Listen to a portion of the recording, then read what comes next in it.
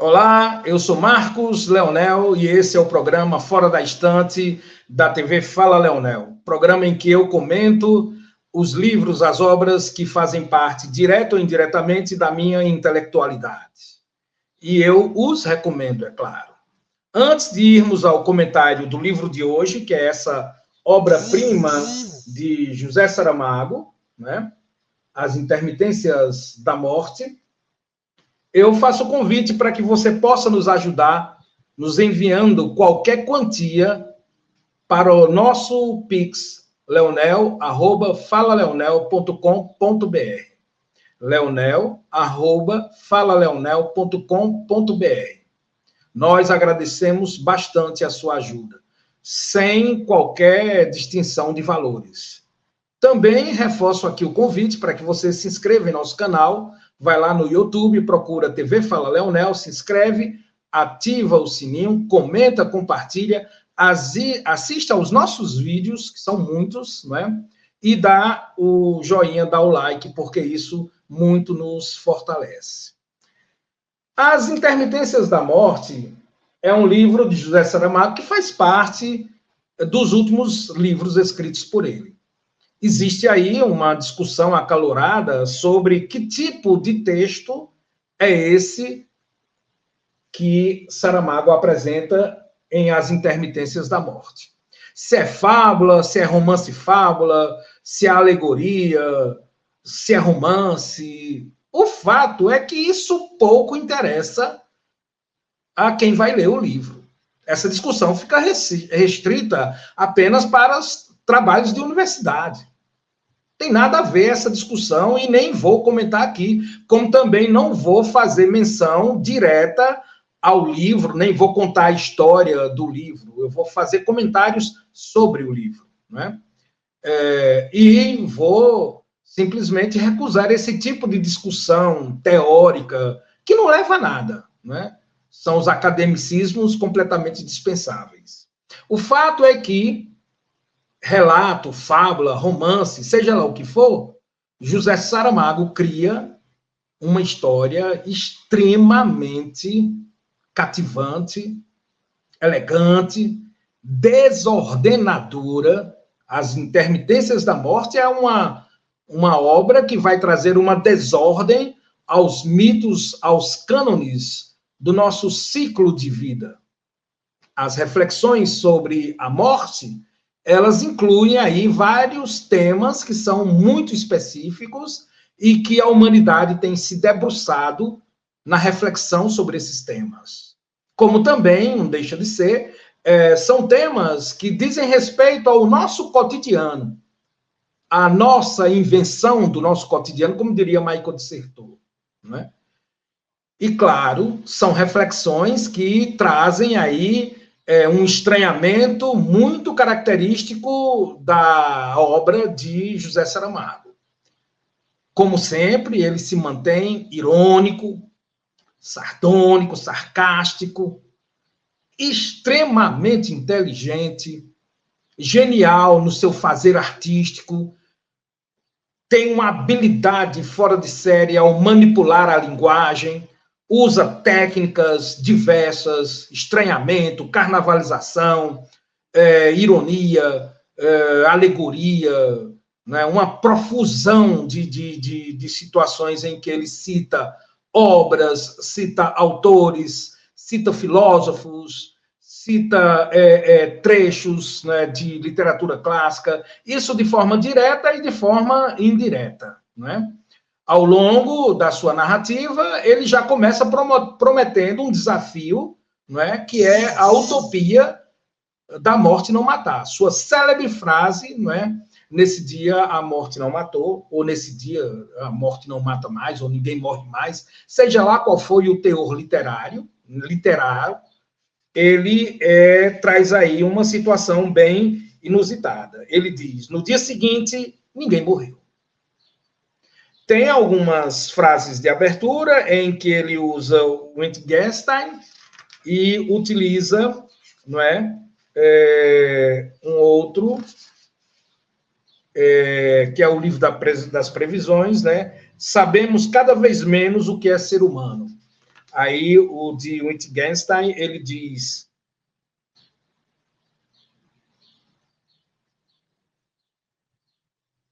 Vou colocar o óculos, que é melhor. Assim nós ficaremos bem mais ajustados. Ele diz o seguinte: pensa, poreis, mais na morte. E seria estranho, em verdade, que não tivesse de conhecer, por esse fato, novas representações, novos âmbitos da linguagem. No caso, Saramago, ele já prepara o leitor para o que vem a seguir, não é? A humanidade passou a vida inteira, tem passado a vida inteira, procurando formas de alcançar a eternidade. É um dos grandes desejos fúteis da humanidade. Alcançar a eternidade, o eterno, a vida para sempre. Com um apego descomunal, com um sentimento de posse que torna o homem pequeno, né? Ao longo da narrativa, você vai entender que Saramago, ele usa Sêneca, ele usa Montaigne como sendo os seus suportes de filosofia. Na realidade, ao fim do livro, você entende que o grande lance não é viver eternamente. O grande lance é você saber morrer. E é justamente do que trata isso o Saramago, com grande ironia, mas com grande sátira, com uma crítica demolidora às instituições políticas, ao pensamento mundano e, principalmente, às concepções políticas e religiosas. Ele simplesmente desconstrói toda a importância megalomaníaca dessas instituições. Ele desnuda, ele desmascara com uma exatidão que beira a genial. Beira não, com uma linguagem simplesmente genial. O desafio de anunciar que agora, a partir de hoje, ninguém mais morre, já é um desafio para qualquer escritor. Como eu vou narrar toda a situação depois que a morte resolve não matar mais? Como encaixar, como ser ao mesmo tempo uma alegoria, ser ao mesmo tempo um realismo fantástico, mas que se encaixe dentro das reflexões existenciais. Obviamente, ele faz isso com muita técnica, com muito carisma, não é? Saramago, ele é aquele que parece simples, mas que não é. Esse é considerado um dos textos simples de Saramago, mas é tão complexo quanto as obras em que ele tinha as questões históricas de Portugal como pano de fundo e criou narrativas fantásticas, bem como a parte da obra de Saramago em que ele utiliza-se da filosofia, né? Em que ele faz abordagens metafísicas e faz reflexões filosóficas com aprofundamento. Nenhum bilhete de Saramago será fácil. A escrita de Saramago é, por si só, rica em ambiguidade. Ela é rica em informações adicionais. Nesse livro não tem nenhum nome de personagem. A morte não tem nome, o país onde ocorre a escolha da morte em não matar mais não tem nome, e, inclusive, a morte é setorialista. Ela resolve não matar apenas nesse país. As causas, pouco importa. O que importa mesmo é o desenrolar da história, em que a morte se sente entediada, não mata mais, e aquilo que seria uma primeira grande notícia, ninguém morrer mais, o que é motivo de festa, o que é motivo de utopia, logo vem a desconstrução dessa hipocrisia. A partir do momento em que a morte não mata, os problemas sobre a ausência da morte começam a aparecer. Problemas filosóficos, existencialistas, religiosos, econômicos, educacionais, não é? Tendo em vista que somos uma civilização educada para combater a morte, para camuflar a morte, para não encontrar a morte. Como poderíamos levar uma vida com a notícia de que a morte, sem explicação nenhuma, não mataria mais? Logo, aquilo que seria eufórico se torna preocupante, pois a morte guarda um capricho nisso. A morte não é Deus, embora em alguns momentos ela pareça representar a divindade, mas ela mesma, quando ela é humanizada dentro do enredo, ela assina suas cartas irônicas com M minúsculo, provando que ela é parte da complexidade da existência humana e não a totalização da existência humana. E você vai perceber que na parte profunda do texto existem aí as reflexões.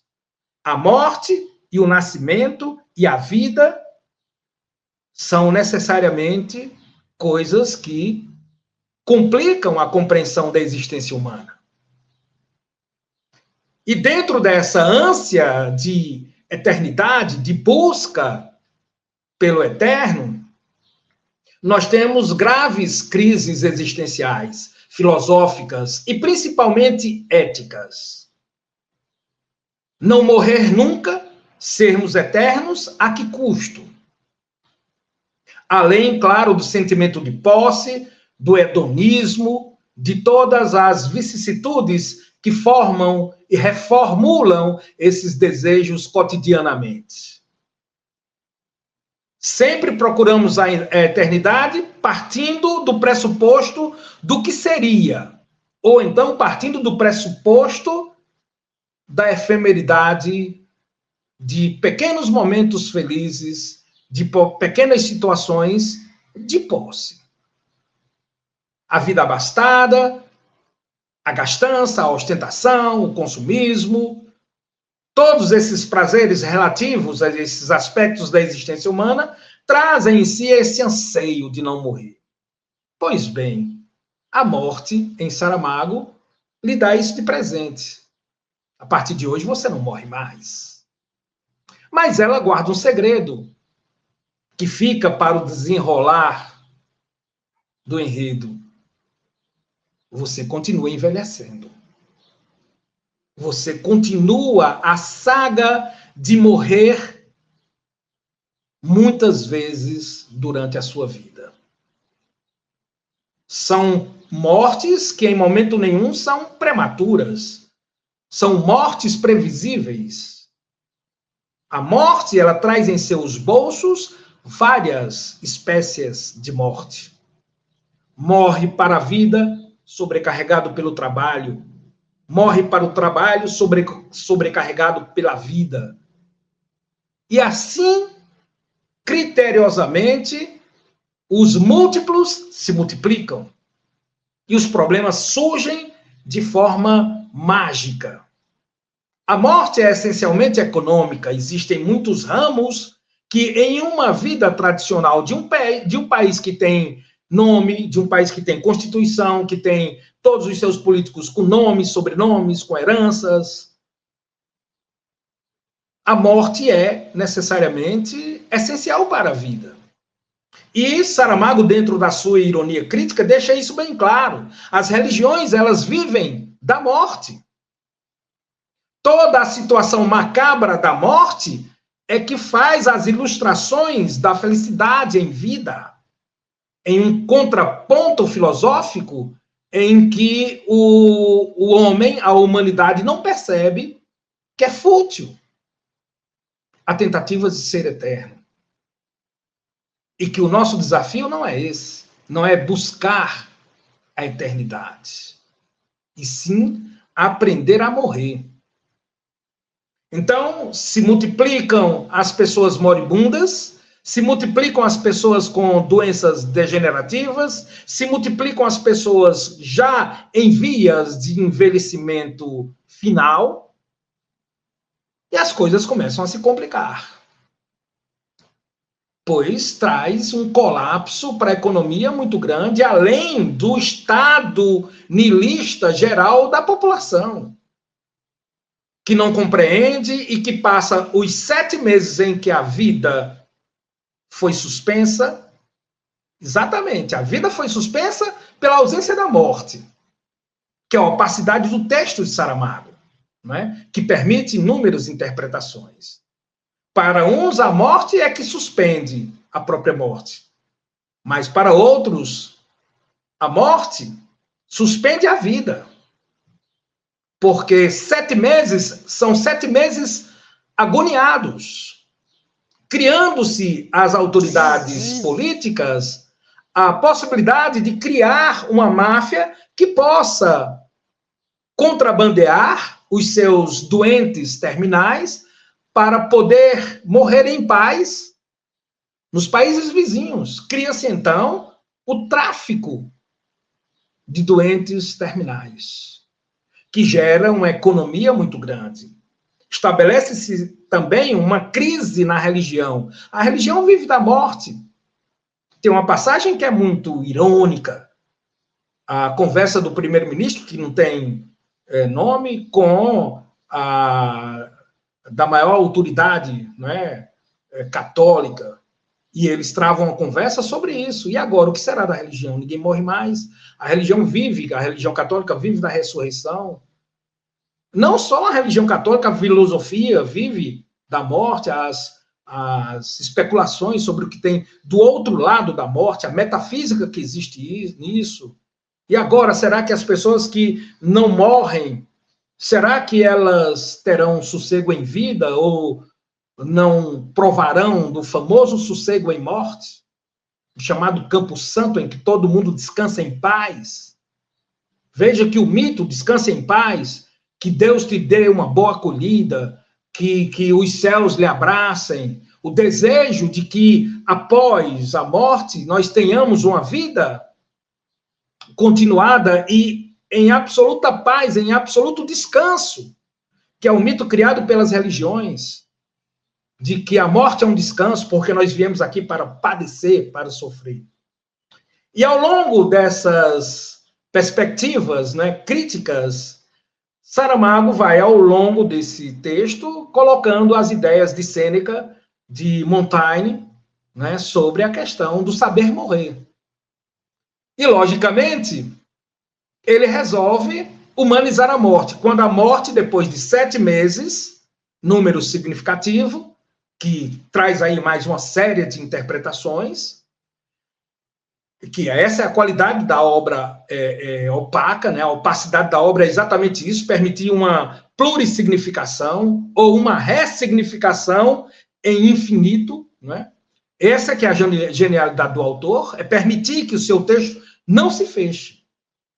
Permitir que seu texto seja um labirinto, mas que tenha portas. Inclusive, ele brinca em um diálogo do músico, do violoncelista, com a própria morte, que se apresenta como uma mulher muito bonita e que acaba se apaixonando pelo violoncelista. Num diálogo, o violoncelista diz: olha, conversar com você é um labirinto sem portas.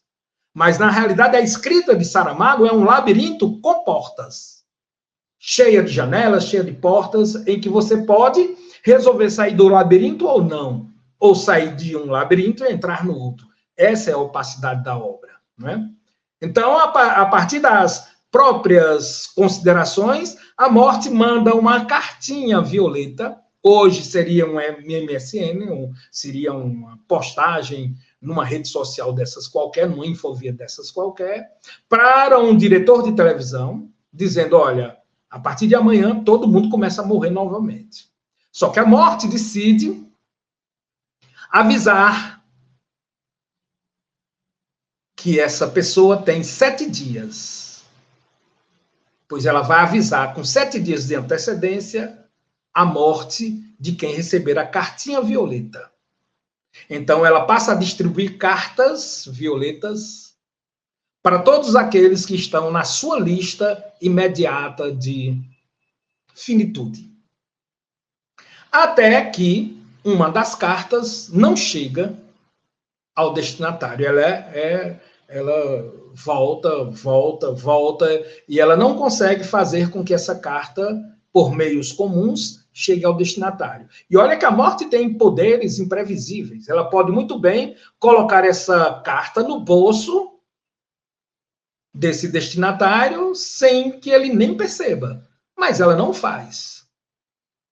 Por razões em que a própria metalinguagem de Saramago vai explicando, olha, isso daqui não é um livro exato, isso daqui é uma fábula, isso daqui é uma alegoria, me perdoem as falhas, etc, etc, etc, que é essa forma lúdica de Saramago e determinando pistas da sua escrita, o que é fantástico, né? Um escritor fenomenal, né? E ela resolve se apresentar para esse músico. Toma conhecimento de onde ele trabalha e vai a um ensaio da orquestra, em que esse músico, o violoncelista, ele é o solista. A morte se encanta por ele. Pelo fato da própria carta da morte não chegar a ele. Então, essa condição de não encontrado, e que tem uma sentença de 7 dias para viver o resto da vida, faz com que a morte se interesse por esse ser humano. Então ela resolve ir até a residência, primeiro telefona para ele, com voz sensual de mulher, e se apresenta para ele como uma mulher. E os dois, primeiro ele toca para a morte, para essa mulher, né, maravilhosa, e os dois acabam fazendo amor. E no outro dia, a morte resolve não matar mais. Ou seja, são as intermitências da morte, são as interrupções da morte, né?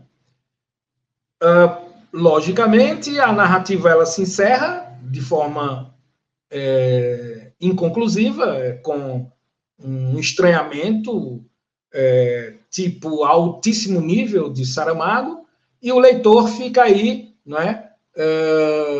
Às voltas com um livro em que ele precisa ler várias vezes para entender os detalhes, né? O cinismo supremo de Saramago, né? A sua crítica profunda às instituições que escravizam o ser humano.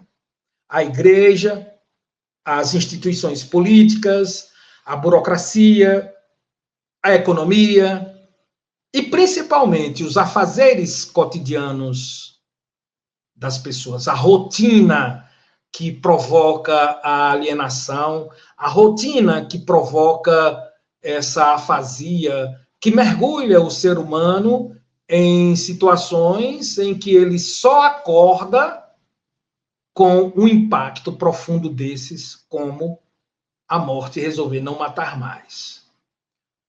Sem dúvida nenhuma, é uma obra que traz filosofia por todas as páginas.